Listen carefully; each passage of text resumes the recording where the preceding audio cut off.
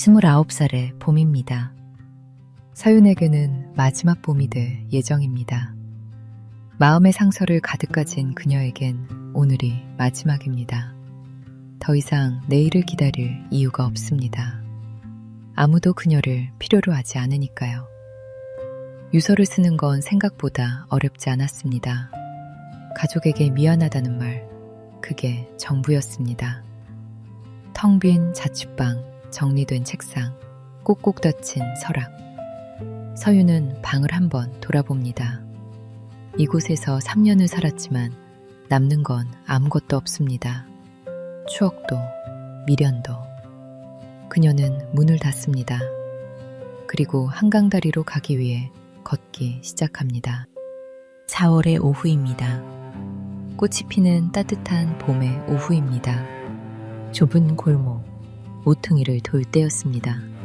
덜컹거리는 소리가 들립니다. 서윤이 가는 길에 리어카가 막아섭니다. 바퀴가 길 위에 돌부리에 걸려 폐지 목금이 와라락 쏟아졌습니다.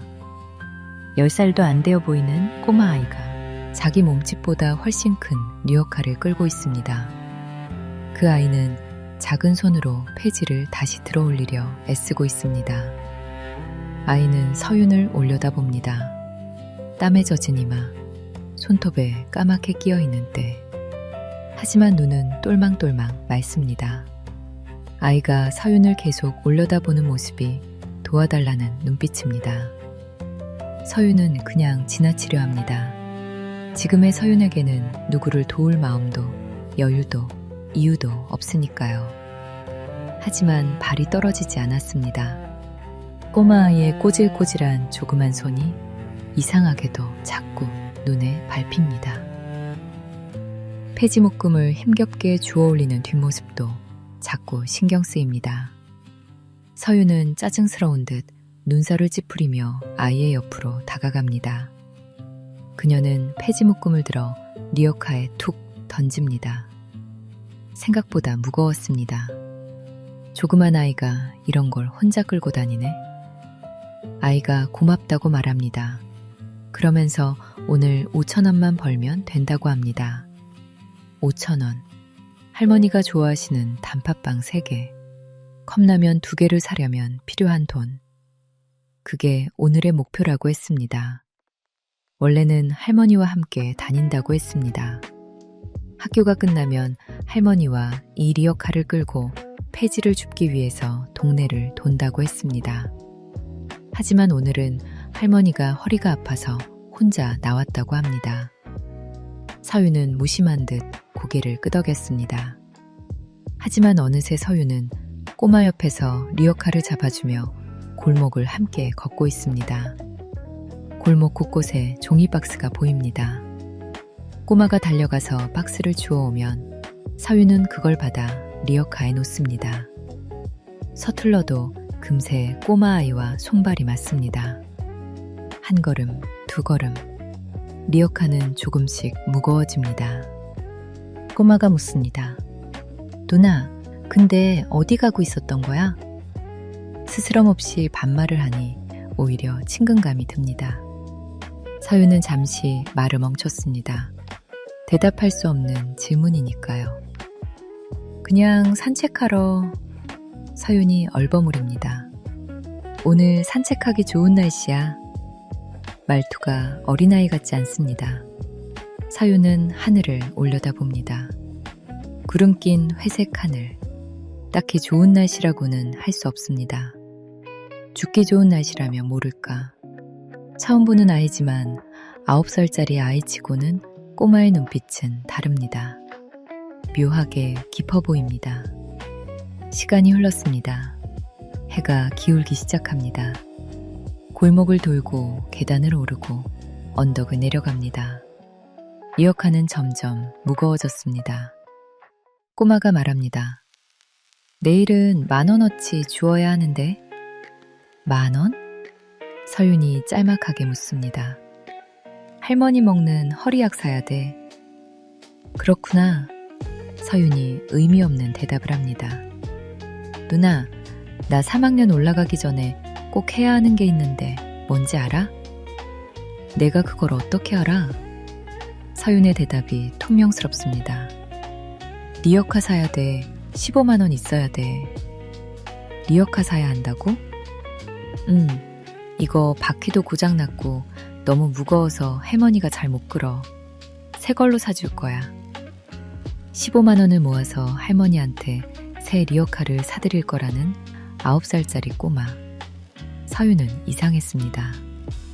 서윤은 오늘 삶을 끝내러 나왔는데 이 꼬마아이는 내일을 그리고 그 다음을 살기 위해 계획을 세우고 있습니다. 오늘, 내일, 다음 달, 내년. 꼬마에게는 시간이 흐르고 있습니다. 서윤에게는 오늘이 끝인데. 해질녘 고물상에 도착했습니다. 주인이 폐지를 저울에 올립니다. 52kg, 5,200원. 꼬마의 얼굴이 환해집니다. 오늘 목표를 달성했다고. 할머니가 정말 좋아할 거라고 합니다. 그래, 잘됐다. 자신도 모르게 서윤이 웃습니다. 꼬마가 정말 고맙다고 합니다. 내일도 또 만나면 좋겠다고. 서윤은 대답 대신 손을 흔들고 돌아섭니다. 종일 걸어 다녀서 그런지 너무 피곤합니다. 한강 다리까지 걸어갈 힘이 조금도 없습니다. 집으로 돌아옵니다. 책상 위에 유서가 눈에 들어옵니다. 하지만 너무 피곤해서 온몸이 무겁습니다. 서윤은 그대로 침대에 쓰러집니다. 그날 밤 서윤은 단잠을 잤습니다. 다음 날 아침 비가 내립니다.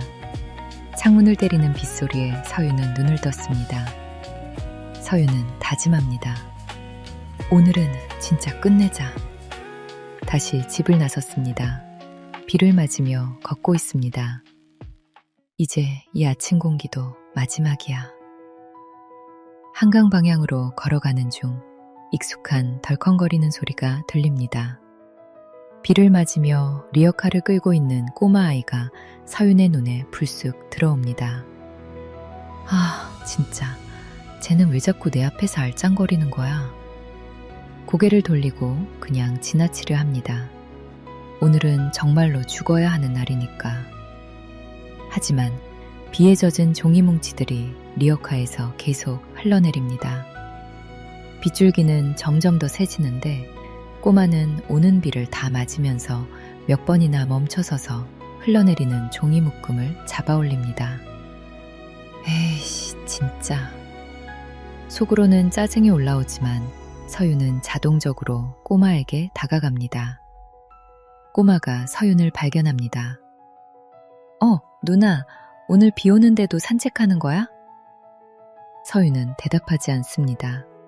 대신 땅바닥으로 쏟아진 젖은 박스들과 종이를 집어서 리어카에 담습니다. 조금만 도와주고 가야지. 서윤이 다짐합니다. 와, 누나 덕분에 나 오늘 100kg 채울 수 있을 것 같다. 할머니 허리약을 살 수 있다고. 폐지 100kg가 뭐라고 들떠있는 꼬마의 얼굴을 서윤이 잠시 쳐다봅니다. 아무리 생각해도 이 꼬마아이가 혼자서는 오늘 100kg를 절대 못 채울 것 같습니다. 비 오는 오늘 이 아이에게 100kg는 혼자서는 불가능한 숫자입니다. 그래, 100kg까지만 채워주고 가자. 서윤은 짜증 섞인 목소리로 중얼거립니다. 이거만 도와주고 간다. 진짜 이거만. 둘은 여기저기 빗속을 헤매고 다닙니다. 손이 아프고 숨도 차고 다리에 힘도 풀렸습니다. 아이씨, 비가 와서 겁나 무겁네. 서윤은 종일 투덜거립니다. 서윤은 숨을 헐떡이며 계단에 주저앉습니다. 누나, 잠깐만 기다려. 꼬마가 눈앞에 보이는 구멍가게로 들어갑니다. 서윤이 비에 완전히 젖은 티셔츠를 두 손으로 쥐고 짜고 있는데 등 뒤에서 누가 톡톡 두드립니다. 꼬마가 해맑게 웃고 있습니다. 그 아이가 두 손에 든 바나나 우유를 서윤에게 내밉니다. 너 이거 뭐야? 서윤이 살짝 놀란 표정으로 묻습니다. 누나가 힘든 것 같아서. 바나나 우유가 뭐라고 이런 걸로 사람을 찡하게 만듭니다. 너나 먹어, 이 꼬맹이 새끼야. 맘에 없는 소리를 툭 던지는 서윤. 그럼 우리 둘이 한 모금씩 나눠 먹자. 29살 여자와 9살 꼬마아이가 비오는 거리에서 바나나 우유를 서로 주거니 받거니 하며 나누어 먹습니다. 아이와 같이 리어카를 조금씩 채워가면서 서윤의 가슴에서 뭔가 아주 작은 뜨거운 것이 점점 커지며 몸을 따뜻하게 합니다. 저녁 무렵 들은 고물상에 도착했습니다. 주인이 저울에 폐지를 올립니다. 102kg. 목표 달성. 온몸이 땀과 종일 맞은 비로 피곤에 쩔어 있을 텐데 꼬마는 힘든 기색을 보이지 않습니다. 꼬마가 서윤의 손을 감싸한 듯 꼭 잡습니다. 고맙다고 말합니다. 작은 몸으로 서윤을 안아줍니다. 그 순간 아이와 함께 따뜻한 벽난로 옆에 앉아있는 느낌입니다. 이상할 정도로 마음이 편해지고 마치 가슴속 단단하게 얼어있던 것이 스르르 녹아내리는 기분입니다. 꼬마가 말합니다. 누나가 아니었으면 어제 단팥빵도 못 사고 오늘 할머니 약도 못 샀을 거야. 서윤의 눈가가 살짝 뜨거워집니다.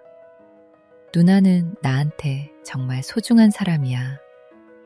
꼬마가 배시시 웃습니다. 꼬마가 리어카를 끌며 골목 안쪽으로 사라집니다. 서윤은 그 뒷모습을 한참 바라봅니다. 그런데 이상한 일이 일어납니다. 꼬마가 사라진 골목 끝에서 환한 빛이 넓게 번집니다. 그리고 서윤은 순간 깨닫습니다. 저긴 막다른 골목인데 제가 어디로 간 거지? 서윤은 급히 골목으로 달려갑니다. 하지만 그곳엔 아무도 없습니다. 리어카도, 폐지도, 꼬마도. 다만 바닥에 작은 단팥빵 하나가 놓여 있을 뿐입니다.